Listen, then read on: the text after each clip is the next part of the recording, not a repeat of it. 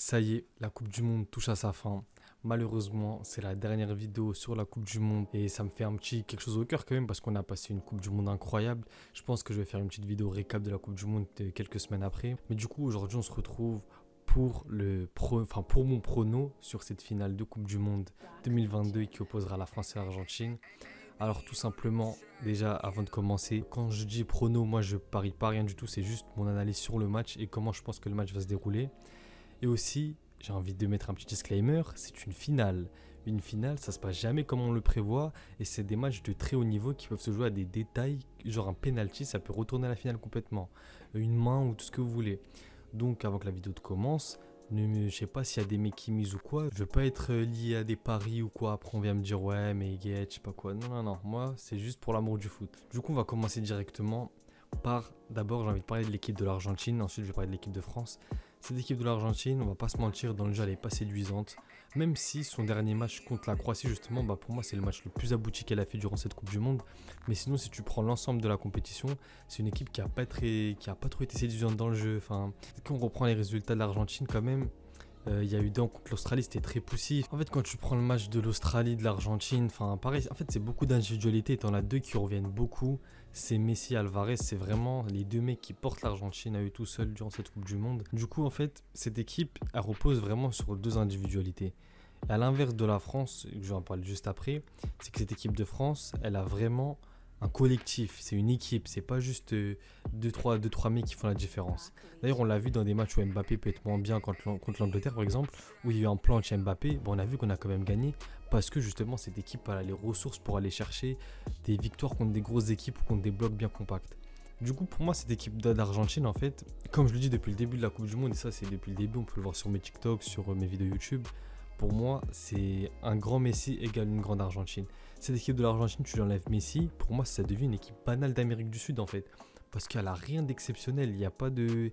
En fait, tu vois pas vraiment l'empreinte de l'Argentine. Enfin, tu vois des mecs qui se battent sur le terrain comme s'ils étaient dans une cage de MMA. Mais à part ça, d'ailleurs, j'ai envie de revenir sur l'état d'esprit des Argentins durant cette Coupe du Monde. Ils n'ont pas tout été irréprochable. Après, bon, j'ai envie de dire que ça fait partie de leur ADN, entre guillemets. Genre, enfin, on connaît l'équipe d'Argentine. Enfin, en général, les équipes d'Amérique du Sud, elles sont comme ça. Tu prends l'Argentine, l'Uruguay. Tu vois, c'est des équipes qui sont assez dures sur l'homme et qui sont prêts à te faire vriller dans un match pour gagner le match. En vrai, est-ce que c'est respectable? Enfin, je sais pas en vrai. Non, moi, c'est pas trop le football que j'aime. Mais après, quand t'es en Coupe du Monde, si tu peux faire sortir l'adversaire de son match, tu vas le faire. Du coup, on est qui pour juger? On est personne. Cette équipe d'Argentine, en fait, elle me fait peur par rapport à Messi, c'est tout en fait. Enfin, c'est tout. Non, pas c'est tout. Ils sont arrivés en finale quand même parce que voilà. Mais même défensivement, c'est pas une équipe qui est imprenable. Au milieu de terrain, il y a des De Paul, des Fernandez aussi qui fait une bonne Coupe du Monde, McAllister aussi.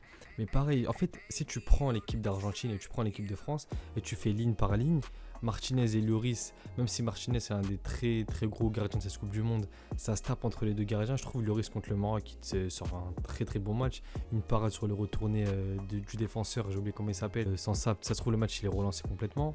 En défense, quand tu prends la défense française, on est meilleur qu'eux à tous les postes. Pour moi, il y a vraiment. Du latéral droit au latéral gauche, on est meilleur. En passant par la défense centrale.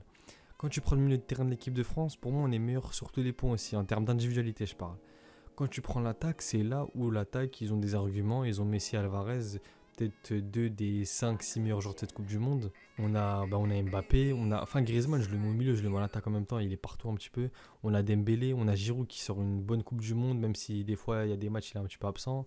Tu peux faire rentrer Thuram, Kolo Muani, enfin même offensivement, je trouve qu'on est bien loti quand même par rapport à l'équipe de l'Argentine qui vont te faire rentrer un Dybala qui n'est plus que l'ombre de lui-même, un Lautaro Martinez qui ne sort pas une Coupe du Monde incroyable, d'ailleurs il a été sauté par Alvarez.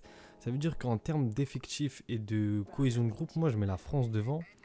Et d'ailleurs, mon prono, je vais le dire maintenant, du coup, vu qu'on a un milieu de vidéo, je vais mettre l'équipe de France vainqueur parce qu'en fait, cette équipe de France, comme on l'a vu contre le Maroc, c'est une équipe qui sait s'adapter. Cette équipe de France, si je devrais la comparer, je vais la comparer peut-être à un caméléon en fait, parce qu'elle s'adapte à son environnement. En fonction de l'équipe qu'elle va affronter, elle adapte son jeu et c'est un truc de fou comment l'équipe de France, ils sont forts dans ça.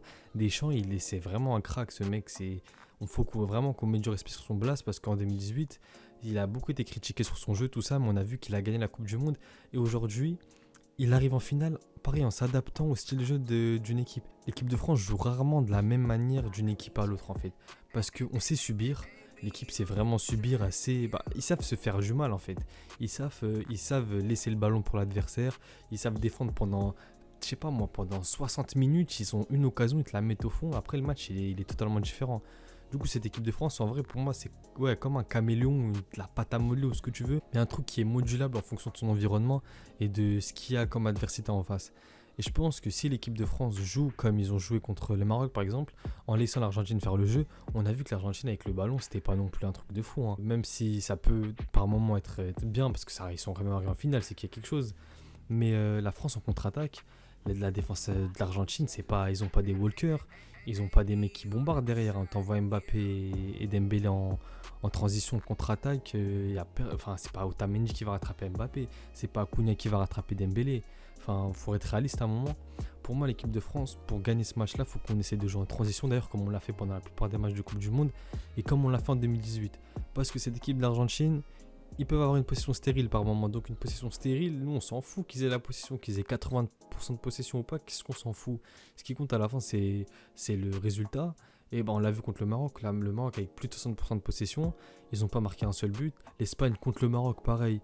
Ils avaient je sais pas combien de pourcents de possession, pourtant c'est le Maroc qui est passé. Dans le football moderne, la possession ça veut plus dire grand-chose. Et ce qui compte, bah, c'est les buts. De toute façon, on s'en fout de qui garde la balle le plus longtemps ou pas, si tu tires pas et si tu marques pas.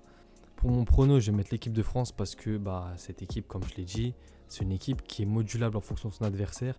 Même si pour moi, bah, une finale, dans tous les cas, ça reste du 50-50, qu'on le veuille ou non. Ça se joue vraiment à des micro-détails. C'est pire que les autres matchs de cette Coupe du Monde. Une finale, ça se joue vraiment à rien du tout. Enfin, ça peut se jouer à tout et rien, à un mauvais arbitrage. Ça peut se jouer vraiment sur n'importe quel détail. Et le plus important, ça sera de mettre les occasions qu'on a. Parce que si on commence à rater les 2-3 premières occasions qu'on a, les Argentins vont prendre en confiance. Et là, ça va sentir la merde un petit peu pour l'équipe de France. Mais j'ai confiance en cette équipe. Et en fait, il y a un seul truc qui me fait peur, c'est qu'on dirait que cette Coupe du Monde, elle est écrite pour Lionel Messi. Je sais pas si vous ressentez ce truc-là, mais on dirait qu'elle est déjà écrite. Enfin, je sais pas, c'est bizarre. Genre, je le dis depuis le début de la Coupe du Monde. De toute façon, ce mec, il a trop la baraka du football.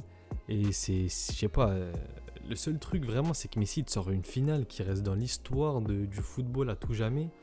Mais en termes d'équipe, de collectif et d'effectifs et de dynamique récente, pour moi, la France, on est devant l'Argentine et on a largement nos chances de gagner. Après, comme je dis, ça reste une finale, faut faire attention et surtout, faut respecter l'adversaire parce que c'est pas parce que, en fait, il n'y a pas de favori dans une finale, mais on va dire c'est pas parce que tu es un petit peu plus avantagé que ton adversaire que tu dois commencer à te la jouer cool, tout ça, ou commencer à abuser. De toute façon, je pense que c'est une équipe l'équipe de France qui a maintenant de l'expérience. C'est les champions du monde en titre. Il y a des mecs comme Mbappé, même à 23 ans, ils ont une sacrée expérience, finale de LDC, Coupe du Monde.